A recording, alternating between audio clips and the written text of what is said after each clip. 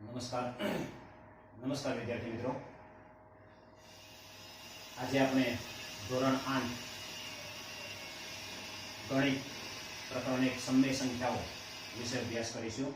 પણ એ પહેલા આ ચેનલને સૌપ્રથમ તમે સબસ્ક્રાઇબ કરજો, લાઈક કરજો, જેથી તમને અપડેટ થતા વિડીયો છે એ મળતા રહે. તો સમય સંખ્યાઓ, સમય સંખ્યાનો અભ્યાસ કરીએ એ પહેલા આપણે જે અગાઉ ધોરણ 6 અને 7 ની અંદર જે સંખ્યાઓ ભણી ગયા એ સંખ્યાઓનો થોડોક અભ્યાસ કરી લઈએ. આપણે કે સમય સંખ્યાઓ ભણ્યા એ પહેલા આપણે પ્રાકૃતિક સંખ્યાઓ,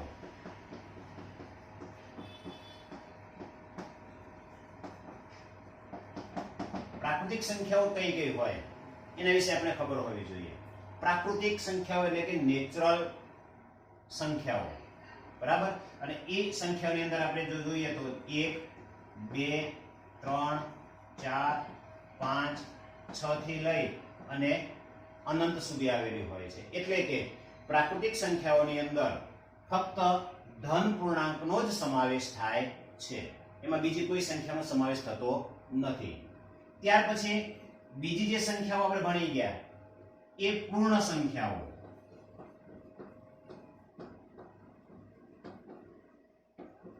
પૂર્ણ સંખ્યાઓની અંદર કઈ સંખ્યાઓનો સમાવેશ થાય? તો પૂર્ણ સંખ્યાઓની અંદર 0 1 2 3 4 5 થી અનંત સુધીની સંખ્યાઓ. એટલે કે પ્રાકૃતિક સંખ્યાની અંદર જો 0 ઉમેરવામાં આવે એટલે કે 0 નો સમાવેશ થાય છે, એટલે એ જે સંખ્યાઓ છે એ પૂર્ણ સંખ્યાઓ બને છે. ત્યાર પછી ત્રીજી આપણે સંખ્યાઓ ભણી ગયા પૂર્ણાંક સંખ્યાઓ. હવે પૂર્ણાંક સંખ્યાઓમાં કઈ સંખ્યાઓ આવે? તો આપણે આગળ જોયું કે પૂર્ણ સંખ્યામાં 0 સુધી આવી ગયા. તો પૂર્ણાંક સંખ્યાઓની અંદર 0 થી આગળની જે સંખ્યાઓ છે એટલે કે ઋણ સંખ્યાઓ, એટલે કે માઈનસ એટલે કે ઋણ બાજુથી અનંતથી લઈ અને -4 -3 -2 -1 0 1 2 3 4 અને અનંત સુધી. એટલે કે પૂર્ણાંક સંખ્યાઓની અંદર ઋણ પૂર્ણાંક, શૂન્ય અને ધન પૂર્ણાંક એમ ત્રણેય સંખ્યાઓનો અહીંયા સમાવેશ થતો હોય છે. તો આપણને સૌથી પહેલા તો જે આગળના ધોરણો ભણી ગયા છે એનો આપણને ખ્યાલ હોવો જોઈએ, બરાબર. એટલે કે પ્રાકૃતિક સંખ્યાઓની અંદર ધન પૂર્ણાંક સંખ્યાઓ જ આવશે, એટલે કે ધન સંખ્યાઓ જ છે જેને આપણે પ્રાકૃતિક સંખ્યાઓ કહેવાય. પૂર્ણ સંખ્યાઓ, તો પૂર્ણ સંખ્યાઓની અંદર 0 1 2 3 4 એટલે કે પ્રાકૃતિક સંખ્યાઓ પણ અંદર આવી જાય. અને ત્રીજી છે પૂર્ણાંક સંખ્યાઓ. તો પૂર્ણાંક સંખ્યાઓની અંદર ઋણ સંખ્યાઓ, 0 અને ધન સંખ્યાઓનો સમાવેશ થાય છે. એટલે કે પૂર્ણાંક સંખ્યાઓની અંદર પૂર્ણ સંખ્યા પણ આવી જાય અને પ્રાકૃતિક સંખ્યા પણ આવી જાય. જ્યારે પૂર્ણ સંખ્યામાં પ્રાકૃતિક સંખ્યા આવે છે. એટલે આ રીતે આપણને સૌથી પહેલા પ્રાકૃતિક, પૂર્ણ અને પૂર્ણાંક સંખ્યાઓનો ખ્યાલ હોવો જોઈએ. હવે પછી એનાથી આગળ આપણે કે જે ભણવાનું છે કે સમય સંખ્યા. સમય સંખ્યા કોને કહેવાય? તો સમય સંખ્યાઓ એટલે કે જે સંખ્યાને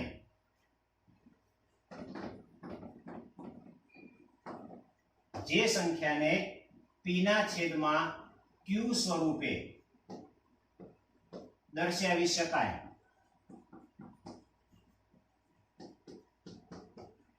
p ના છેદમાં q સ્વરૂપે દર્શાવી શકાય તેને સમય સંખ્યા કહેવાય.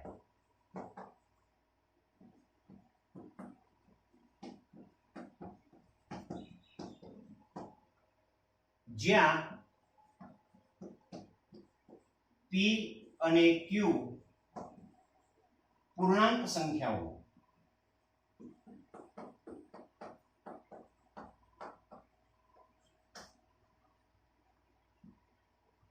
પરંતુ q is not equal to 0. ખાસ યાદ રાખવાનું છે કે ભાઈ કોઈ પણ સંખ્યા છે એને આપણે p છેદમાં q p છેદમાં q એટલે p ને આપણે અંશ તરીકે લઈશું અને q ને છેદ તરીકે લઈશું, એટલે કે p છેદમાં q સ્વરૂપે દર્શાવી શકાય તેને સમય સંખ્યા કહેવાય. પણ એમાં શરત છે. કઈ શરત છે?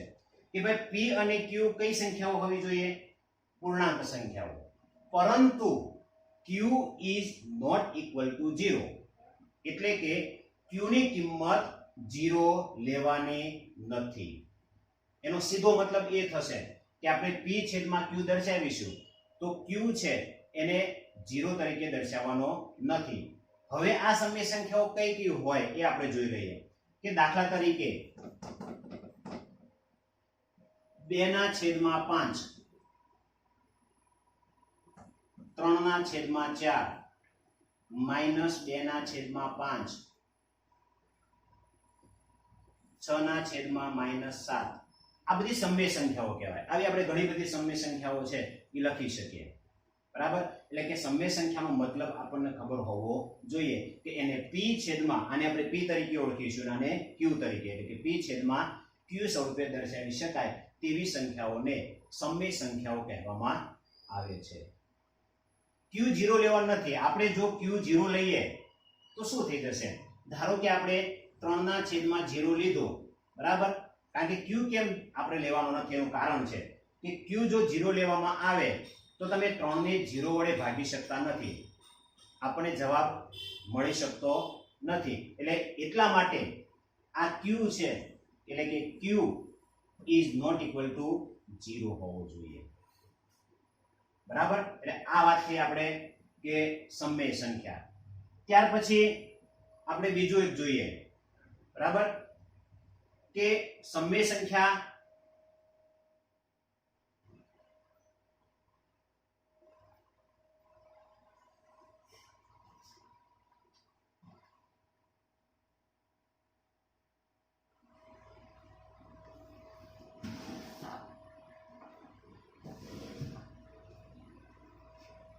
આપણે જોયું કે p અને q પૂર્ણાંક સંખ્યા પરંતુ q is not equal to 0.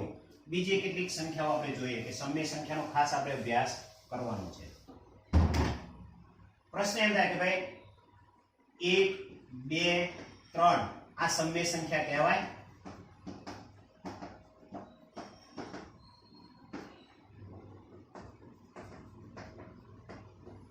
પ્રશ્ન થાય આપણને કે આ p છેદમાં q સ્વરૂપે આપણને દેખાતું નથી, પણ કોઈ પણ સંખ્યા હોય એના છેદમાં હંમેશા એક તો હોય જ છે. અહીંયા એક છે એનો મતલબ 1/1 તો છે જ.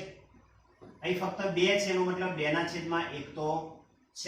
અહીંયા 3 છે એનો મતલબ 3/1 તો છે જ. એટલે કે આ સંખ્યાઓને પણ આપણે p છેદમાં q સ્વરૂપે દર્શાવી શકીએ છીએ.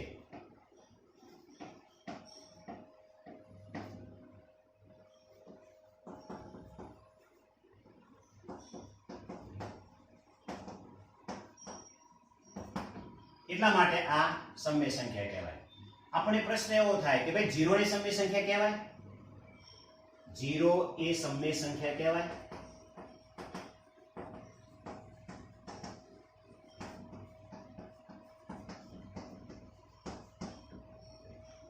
તો 0 ને પણ આપણે જો p છેદમાં q સ્વરૂપે દર્શાવી શકીએ તો સમય સંખ્યા કહેવાશે.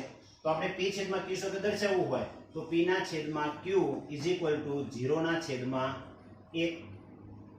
0 હોય તો પણ છેદમાં 1 તો હોવાનો જ છે. એટલા માટે આને p છેદમાં q સ્વરૂપે દર્શાવી શકીએ છીએ. શરત શું છે? ફક્ત q 0 ન હોવો જોઈએ.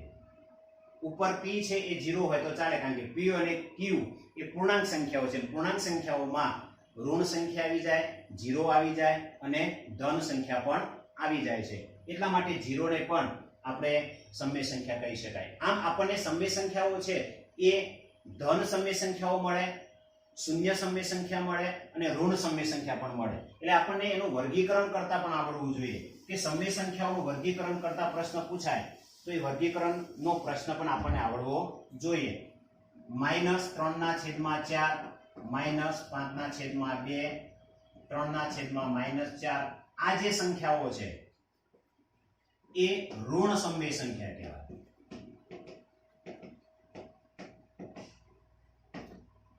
-0/2, 0/1, 0/5 અથવા 0 આ કઈ સંખ્યાઓ છે? શૂન્ય સમય સંખ્યા.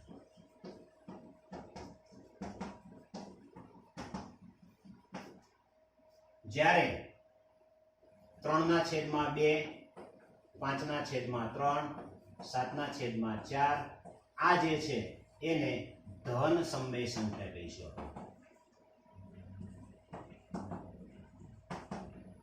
બરાબર, એટલે આ રીતે આપણને સમય સંખ્યાનો બેઝિક કન્સેપ્ટ આપણે ક્લિયર હોવો જોઈએ, તો જ આગળનું આપણને આવડશે.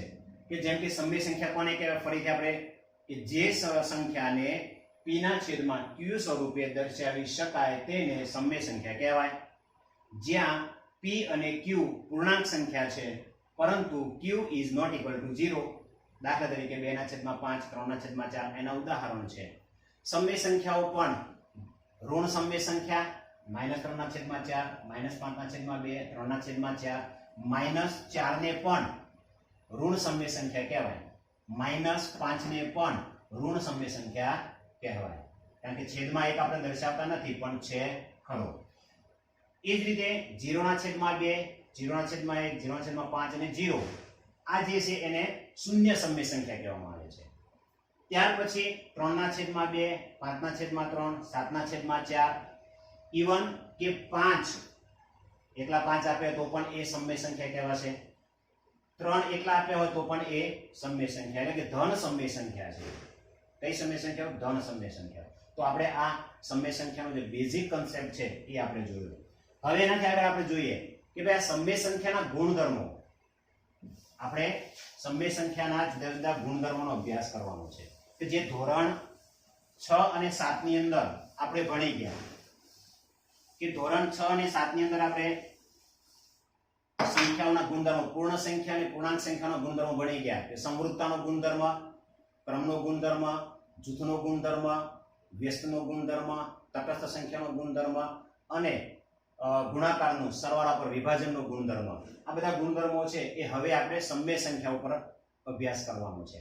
તો સમય સંખ્યાના ગુણધર્મો.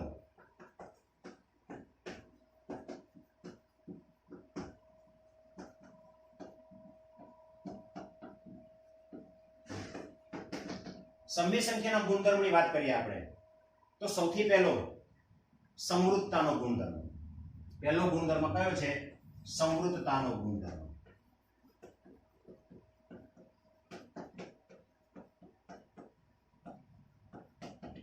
આપણે અગાઉના ધોરણની અંદર 6 અને 7 માં પૂર્ણ સંખ્યા અને પૂર્ણાંક સંખ્યાઓનો સમૃદ્ધતાના ગુણધર્મનો અભ્યાસ કરી ગયા છે એટલે અહીં આપણે લેતા નથી. અહીં આપણે સમય સંખ્યા એટલે સમય સંખ્યાનો જ અભ્યાસ કરીશું. તો સમૃદ્ધતાનો ગુણધર્મ, તો સૌથી પહેલા આપણને સમૃદ્ધતા એટલે શું એ આપણે ખબર હોવી જોઈએ. તો સમૃદ્ધતા કોને કહીશું? તો સમૃદ્ધતા એટલે કોઈ પણ બે સમય સંખ્યા, અહીં આપણે સમય સંખ્યાનો અભ્યાસ કરીએ માટે સમય સંખ્યા લઈએ એટલે કે કોઈ પણ બે સમય સંખ્યાઓનો સરવાળો કરવામાં આવે, ગુણાકાર કરવામાં આવે કે ભાગાકાર કરવામાં આવે કે બાદબાકી કરવામાં આવે અને જો જવાબ સમય સંખ્યા જ મળે, જવાબ કયો મળે આપણને? સમય સંખ્યા જ મળે તો જ એ સમૃદ્ધતાનો ગુણધર્મ છે એ જળવાય છે તેમ કહી શકાય. પૂર્ણ સંખ્યામાં પણ આ જ રીતે આવે. બધી સંખ્યાઓમાં આપણે આ રીતે ગુણધર્મ છે સમૃદ્ધતાનો લાગુ કરી શકીએ. ફરીથી કે સમય સંખ્યાનો સમૃદ્ધતાનો ગુણધર્મ એટલે શું? તો સમૃદ્ધતા એટલે શું? બરાબર, તો કોઈ પણ બે સમય સંખ્યાઓનો સરવાળો, ગુણાકાર, ભાગાકાર કે બાદબાકી કરવામાં આવે અને જો જવાબ આપણને સમય સંખ્યા જ મળે તો સમૃદ્ધતાનો ગુણધર્મ જળવાય છે તેમ કહી શકાય. જોઈએ દાખલા તરીકે કોઈ પણ બે સમય સંખ્યાઓનો આપણે ગુણધર્મ જોઈએ તો પહેલો ગુણધર્મ છે એ આપણે સરવાળા માટે જોઈએ કે સરવાળા માટે સમય સંખ્યાનો સમૃદ્ધતાનો ગુણધર્મ જળવાય છે. તો આપણે શું કરીશું? તો સમૃદ્ધતાના ગુણધર્મ પેલા કોઈ પણ બે સમય સંખ્યાઓ લઈ લઈએ. 2/3 વત્તા 3/3. અહીંયા બંને કેવી સંખ્યાઓ છે? સમય સંખ્યાઓ છે. સમય સંખ્યાનો સરવાળો કરવાનો છે તો આપણે સરવાળો કરીશું તો જવાબ જોઈએ કેવો આવે છે. લસા સરખો છે, નીચે છેદ સરખો છે એટલે 3/3. સીધો ઉપર શું થઈ જશે? સરવાળો એટલે કે 2 + 3 એટલે કે 5/3. આ 5/3 જે જવાબ મળ્યો કયો છે? સમમેય. આપણને જવાબ કયો મળ્યો? સમમેય સંખ્યા. એ જ રીતે આપણે ઋણ સંખ્યાનો પણ સરવાળો કરી જોઈએ કે -5/6 વત્તા 6/3/6. બંને સમય સંખ્યાઓ છે. ઋણ સમય સંખ્યાનો સરવાળો ધન સમય સંખ્યા સાથે આપણે કરી જોઈએ. તો અહીંયા તમે જોઈ શકો છો લસા સરખો છે 6.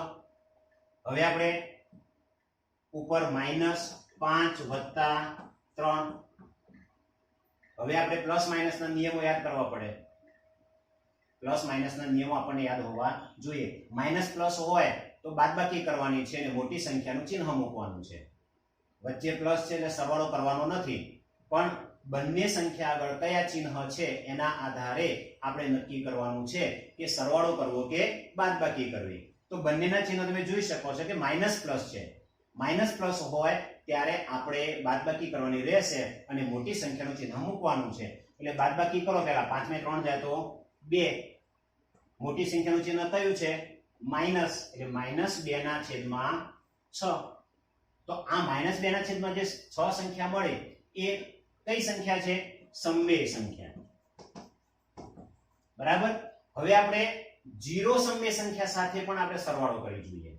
એટલે કે 0 વત્તા 2/5. આનો સરવાળો કરીએ. ચલો 0 વત્તા 2/5. 0 માં કોઈ પણ સંખ્યા ઉમેરો તો જવાબ એના જ મળે છે. એટલે કે 2/5. આ પણ કઈ સંખ્યા છે? સમમેય સંખ્યા. આ પણ કઈ સંખ્યા છે? સમમેય સંખ્યા છે.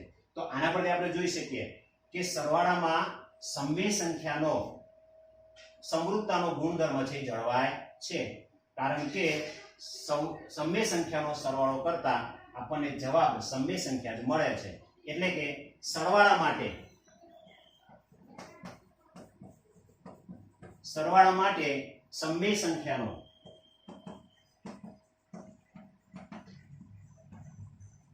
સમૃદ્ધતાનો ગુણધર્મ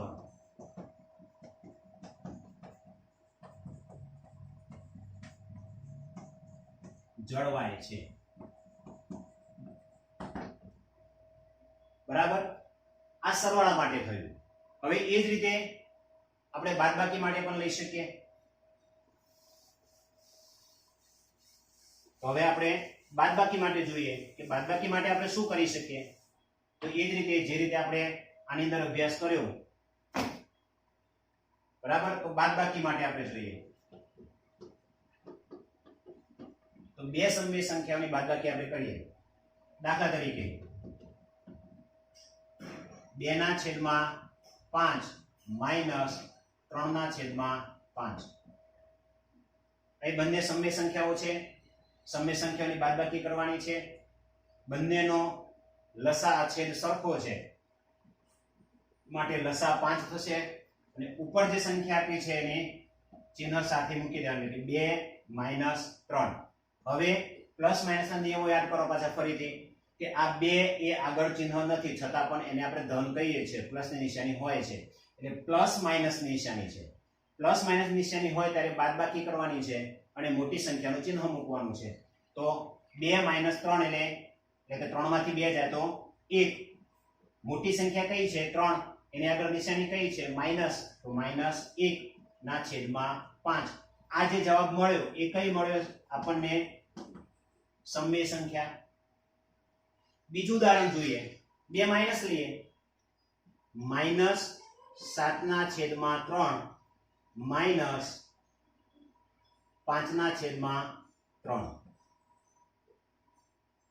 બંને માઇનસ લીધા છે.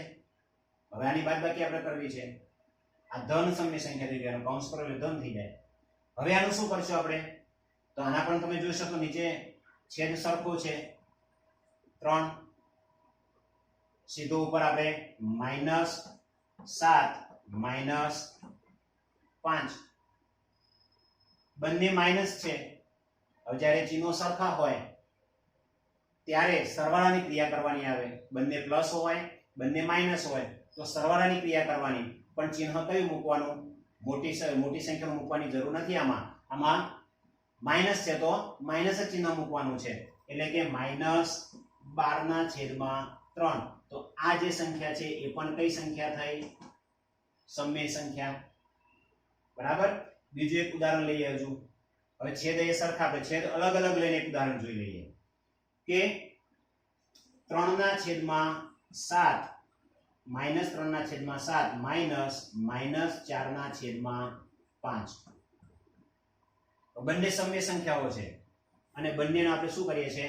બાદબાકી કરવાની છે. બરાબર. હવે શું કરવાનું? તો સૌથી પહેલા આપણે આ બંનેની ક્રિયા કરવી પડે, અથવા તમે માઇનસ વચ્ચે છે તો લસા પહેલા લઈ લો. બરાબર. તો શું કરીશું આપણે? તો સૌથી પહેલા આપણે આ માઇનસ માઇનસ નો ગુણાકાર કરી દેવાનો છે, એટલે કે -3/7 માઇનસ માઇનસ નો ગુણાકાર થાય. અગાઉના પ્રકરણમાં આપણે શીખી ગયા અગાઉ ધોરણમાં કે માઇનસ માઇનસ નો ગુણાકાર કરવામાં આવે ત્યારે ચિહ્ન બદલાઈ જાય, ધન થઈ જાય છે. એટલે અહીંયા શું થઈ જશે? પ્લસ, અને ઉપર શું થઈ ગયું? 4/5. હવે બંનેનો લસા લેવાનો. 7 અને 5 નો લસા બંને ક્રમિક એકી સંખ્યાઓ છે, અને ક્રમિક એકી સંખ્યાઓનો લસા હંમેશા એના ગુણાકાર જેટલો થાય. એટલે આનો લસા કેટલો થવાનો? 35. બરાબર. હવે આની નીચે 35 લાવવા પડે. નીચે 7 છે એની જગ્યાએ કેટલા કરવા પડે? 35. તો એને કેટલા વડે ગુણવાના? 5. 5 વડે ગુણાકાર કરો નીચે, તો ઉપર પણ 5 વડે ગુણાકાર કરવો પડે. એટલે ઉપર 5 વડે ગુણાકાર કરો એટલે 5 તરી 15, એટલે -15. આની નીચે 5 છે, અહીંયા પણ 35 લાવવા પડે. તો કેટલા વડે ગુણવાના? 7. તો ઉપર પણ કેટલા વડે ગુણવાના? 7. વચ્ચે વત્તા છે એટલે વત્તા. તો 7 × 4 = 28. હવે આપણે સરવાળા બાદબાકીના નિયમ પ્રમાણે 15 -15 + 28 માઇનસ પ્લસ છે એટલે શું કરવાનું? બાદબાકીની ક્રિયા કરવાની. બરાબર ને? બાદબાકીની ક્રિયા કરી મોટી સંખ્યાનું ચિહ્ન મૂકવાનું છે. ખ્યાલ આવી ગયો? હવે તો એ શું કરીશું આપણે? બાદબાકી કરી દઈએ. 28 માંથી 15 બાદ કરવાના. તો 28 15 જાય એટલે કેટલા વધે? 13. તો એ શું મૂકીશું આપણે? 13. મોટી સંખ્યાનું ચિહ્ન કયું છે? એ તમે જોઈ શકો છો. મોટી સંખ્યાનું ચિહ્ન કયું છે? પ્લસ. તો અહીંયા પણ જવાબ શું આવશે? પ્લસ આવશે. અને છેદ તો 35 જ રહેશે. તો આ જે સંખ્યા મળી એ પણ કઈ સંખ્યા છે? સમમેય સંખ્યા. તો આ રીતે બાદબાકી કરવાથી પણ આપણને જવાબ સમમેય સંખ્યા જ મળે છે. માટે આપણે કહી શકીએ કે બાદબાકીમાં સમરૂપતાનો ગુણધર્મ જળવાય છે. એ જ રીતે આપણે ગુણાકારમાં લઈ લઈએ.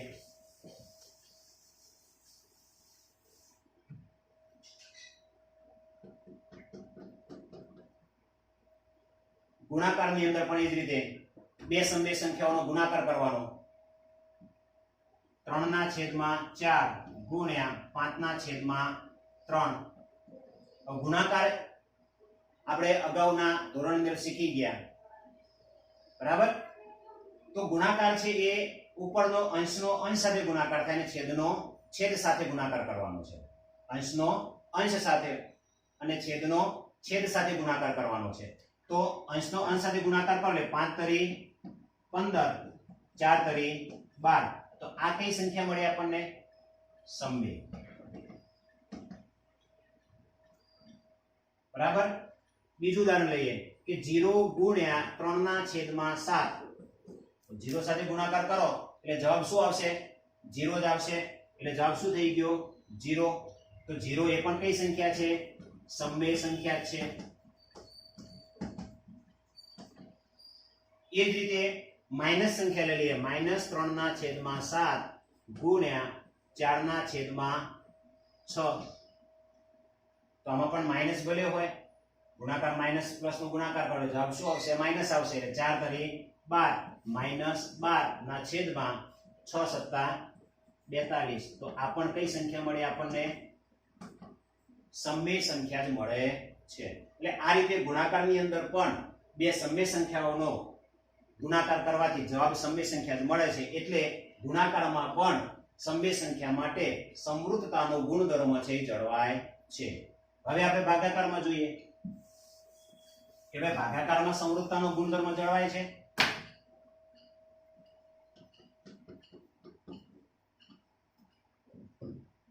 તો આપણે ભાગાકાર કરી જોઈએ કે 3/7 ભાગ્યા 2/7.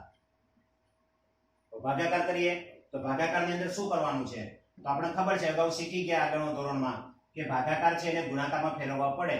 ગુણાકારમાં ફેરવવા માટે જે છેદ છે એ અંશમાં જાય અને અંશ છે એ છેદમાં આવે. એટલે કે 3/7 ગુણ્યા 7/2. ગુણાકારમાં છે એટલે 7 જતા રહેશે. શું વધ્યું? 3/2. કઈ સંખ્યા મળી? સમય. આમાં તો આપણને સમય સંખ્યા મળે છે. 0 સાથે ભાગાકાર કરીએ કે 3/7 ભાગ્યા 0. તો આનો મતલબ શું થયો? 0 વડે આપણે કોઈ પણ સંખ્યાને ભાગી શકીએ?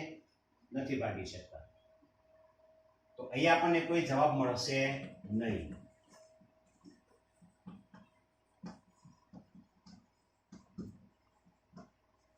એટલે કે આપણને કોઈ પણ સંખ્યા છે એને 0 વડે ભાગાકાર કરીએ છીએ તો જવાબ છે ઇન્ફિનિટિવ મળે છે આપણને.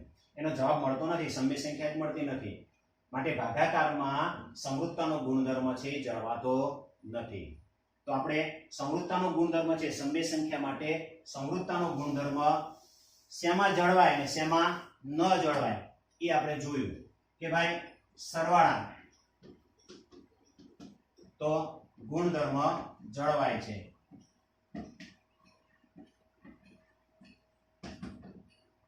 બાદબાકી ગુણધર્મ જળવાય છે. ગુણાકાર ગુણધર્મ જળવાય છે.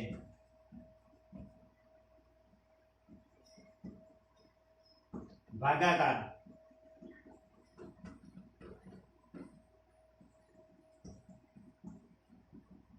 ગુણધર્મ જળવાતો નથી.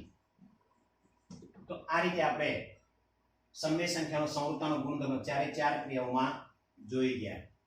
બરાબર. એ જ રીતે અગાઉ હવે બીજો જે નિયમ છે